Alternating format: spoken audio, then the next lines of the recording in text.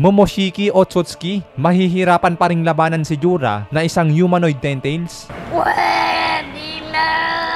Well, tignan natin guys kung kakayanin nga ba talaga ni Momoshiki o Boroshiki na palagan at durugin si Jura na isang humanoid Ninetales. Dahil syempre, pangunahing bagay muna dito na dapat nating asahan na possible nga rin talaga na magkaroon nga sila dito ng bakbakan, lalo't sa latest chapter nga ng Boruto Time Skip 2 Blue Vortex, na dahil nga rin sa sobrang lakas at sobrang halimaw ni Jura, dito na nga rin pumasok sa isip ni Boruto ang isang bagay na pagbibigay nga ng isang kondisyon, nakapalit nga ng kanyang katawan o buhay, sa pamamagitan nga ni Momoshiki, gamit nga ang katawan ni Boruto, lalabanan nga daw nito ang humanoid Ninetales na si Jura, na base nga din sa makita natin dito sa panel na to, mukhang pumapabor nga kay Momoshiki ang kondisyon na to, na mukhang makakagalaw-galaw nga uli siya at makakasabak na naman sa mga bakbakan. Then now, let's say na magkakaroon na nga ng bakbakan dito between Jura and Boroshiki. Ngayon ang tanong mga pare koy, sino nga ba sa tingin nyo ang makakalamang sa bakbakang ito? Sinong mas angat? Sinong mas sikat? Ayos, parang pizap lang dati, no? So yun guys, tignan natin sino nga bang nakakalamang dito, sino nga bang Dehado at sinong Yamado. So bilang panimula ay uunahin na nga natin dito itong si Momoshiki sa kanyang Boroshiki mode. So itong version na to mga pare ko yun, no, masabi nga din talaga natin na napakalakas, na kung saan nakontrol nga niya ang katawan ni Boruto, na sa pamamagitan nga din nito nakapaglabas nga si Momoshiki na hindi mapaliwanag na kapangyarihan at nag-uumapaw na lakas. Bagamat hindi pa nga natin nakakita ang full potential ng Boroshiki, pero based na nga din sa nakita natin, masabi na nga rin natin na hindi nga rin talaga pangkaraniwan ang lakas nito. Na same nga lang din dito kay Jura na humanoid Ninetales, bagamat hindi pa nga din natin nakikita ang full potential nito,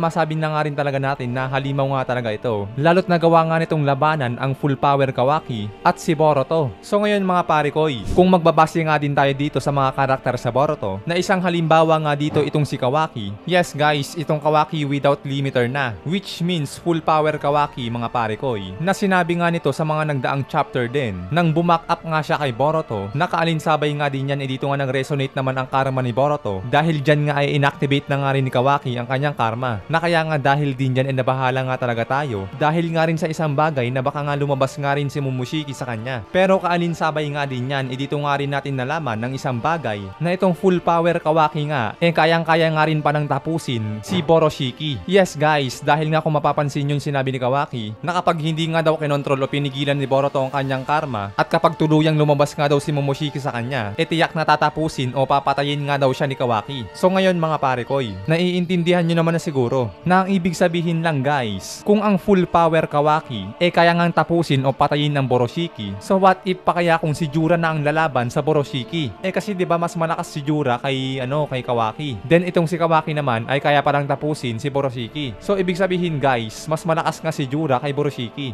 Jura, full power Kawaki at Boroshiki. So parang ganyan lang. Take note guys, hindi ako nagsabi niyan ha. Si Kawaki ang nagsabi niyan na kaya nga daw niyang durugin si Boroshiki. Kasi para mas maintindihan natin mga pare, no? Ganito kasi yun. Di ba sa mga nagdaan o sa mga nakaraan, sinabi natin na ang Kawaki without limiter ay katumbas na nga rin ng Ishiki with perfect vessel. So kung gusto niyo malaman na bakit ganon or paano naggaganon, panoorin niyo na lang to guys. So bali ilalagay ko lang dyan sa description yung link para mabilis niyo mapanood. Para malaman niyo rin na ganyan na nga talaga kalakas ang full power Kawaki. Equivalent na yan sa Ishiki with perfect vessel. So yun nga no, balik tayo kanina sa sinabi natin na yung Kawaki without limiter ay kayang-kaya ngang durugin ang Boroshiki, lalo't sa isang bagay pa nga kasi na mas malakas nga din kasi si Ishiki kumpara kay Momoshiki. So bakit guys? Paano ko nasabi? Ganito, yung Momoshiki versus KCM Naruto, nakita naman natin mga pare koy, tinatolongges nga lang siya dito ni Naruto. KCM Naruto pa lang yan mga pare koy, kinokotongan na nga agad si Momoshiki. Samantalang yung Ishiki versus Naruto,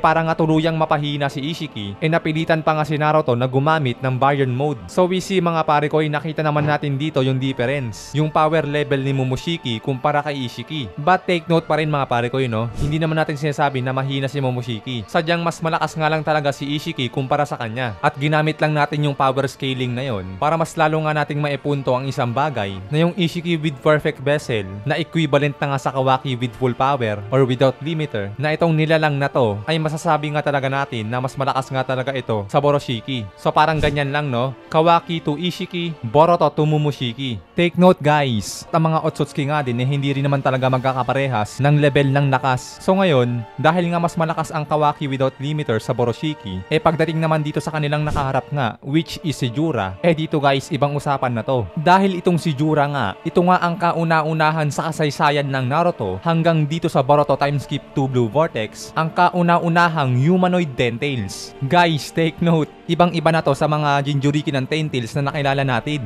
Dahil ang Jinchuriki ng Ten-Tails ay host lang yun. Kumbaga sa isang bagay ay lagayan lang yun. At saka ibang-iba na rin to sa Ten-Tails na nakilala ng Otsutsuki. Di ba yung pagkakaalam din ng mga Otsutsuki yung Ten-Tails is isang uri ng tail beast. So ayun nga yung pagkakaalam nila. Pero ang hindi nga nila alam na nawala na nga ang Ten-Tails o yung tail beast mismo na Ten-Tails at ito nga ay nagkaroon na nga ng sariling being o sariling pag-iisip. At kaya mas masabi nga talaga natin na mas malakas nga itong Lubha kumpara sa mga naging Jinchuriki ng Ten-Tails. At saka isipin nyo rin guys no, para nga lumakas ang Otsutsuki din, kinakailangan nga din nila ang kapangyarihan ng Ten-Tails. Kaya nga lubos nga rin na hinahangad ito ng mga Otsutsuki, di ba? Kasi kakaiba o nag-uumapaw nga ang kapangyarihan na pwedeng maidulot nito sa kanila. So ayun nga mga pare ko yun no, Jura, Kawaki without limiter, at Boroshiki. So yun nga mga pare ko yun no, lamang nga talaga dito si Jura kumpara sa without limiter na Kawaki at Boroshiki. Kasi isipin nyo naman guys, yung laban nga ni Jura kay Boruto at Kawaki, halos 20% pa nga ng lakas ni Jura ang ginagamit niya doon. Partida ha, hindi pa seryoso yan. At speaking ng hindi pa nga nagseseryoso si Jura, ang kasunod naman na bagay dito na magsasabi na mas malakas nga talaga si Jura kumpara kay Boroshiki, ito ngang bagay na sinabi ni Kashin Koji na wag nga daw nilang gagalitin si Jura. Yes mga pare ko, wag nga daw nilang gagalitin si Jura. According yan kay Kashin Koji. So sa mga nagdaang chapter pa nga yan mga pare ko no, kung matatandaan nyo. Sobrang delikado nga daw kapag nagalit nga daw si Jura. Dahil pag totoong nagalit nga daw ito, mas lalong wala nga daw silang tsansa na manalo laban dito. So you see that mga kumpare at kumare no, papaano natin tatapatan itong halimaw na to kung sa hindi pa seryosong lagay nito ay hindi na nga ito magawang patumbahin. Mas lalo naman tuloy na mas mahirap nga itong patumbahin or pigilan man lang kung ito nga ay nagseryoso na at talagang nagalit. At syempre bukod pa nga dyan sa sinabi ni Kashin Koji, ang nakakatakot pa nga din dito guys is yung ideya nga na wala nga ding nakita si Kashin Koji na matatalo nga nila ang humanoid Ten-Tails na si Jura. Gamit nga ang 10 directions nagagawa nga ni Kashin Koji na makita ang mga mangyayari sa hinaharap. Kaso ang nangyari nga lang ang problema, wala nga daw nakita si Kashin Koji na way o paraan na matatalo nga nila si Jura. Na kaya na nga lang na di rin talaga natin masisisi si Kashin Koji na kung bakit sobrang kabado nga talaga nito. Kasi katulad nga rin na sinabi natin kanina, halos 20% pa nga lang ng lakas ni Jura ang ginamit niya sa laban dun sa bakbakan niya kay full power Kawaki at Boruto. Pero as we can see, parang wala nga lang nangyari na hinayaan nga lang sila ni Jura na gulpihin nila ito. So yun guys, pag nagalit ng husto talaga si Jura, mas lalong wala nga daw silang pag-asa na mapigilan ito or matalo. At ang pangatlong bagay naman dito na magsasabi na mas malakas nga talaga si Jura kumpara kay Boroshiki ay ito ngang sinabi mismo ni Kawaki na kahit magdagdag pa nga daw sila ni Boruto ng mga kakampi,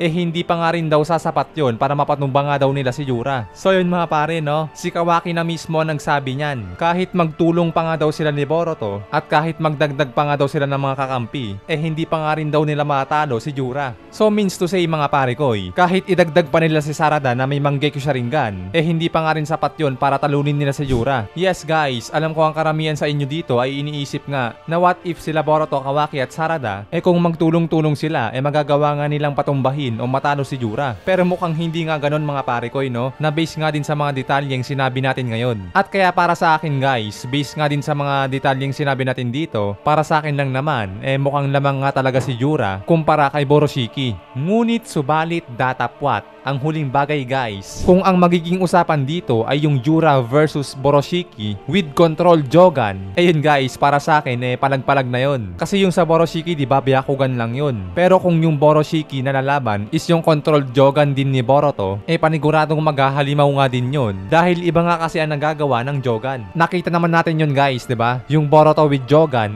napalagan nga yung full power Kawaki dito sa bakbakan nila sa episode 1 ng Boruto. Kaya yun guys, kung Boroshiki with Jogan, mas kakaibang lakas nga ang pwedeng maidulot nito. Na para sa akin, masabi ko na magagawa nga nitong palagan talaga si Jura. So ayan nga guys, ang ating talakayan for today's video. At syempre, tulad nga na sinasabi ko, kung kayo nga ang tatanungin para sa inyo, sino nga bang mas malakas between Jura and Boroshiki. Magagawa nga ba talagang palagan ni Boroshiki si Jura? Or si Jura ang hindi makakapalag kay Boroshiki? Ano ang sa tingin nyo mga parekoy? Maaari nga din kayo mag-breakdown ng mga detalye dyan na magpapatunay ang magkasabi nga na tama nga ang inyong opinion. Hanggang dito guys, maraming salamat sa inyong panonood. Keep safe palagi. Anime Tagalog Talakayan nagpapaalam.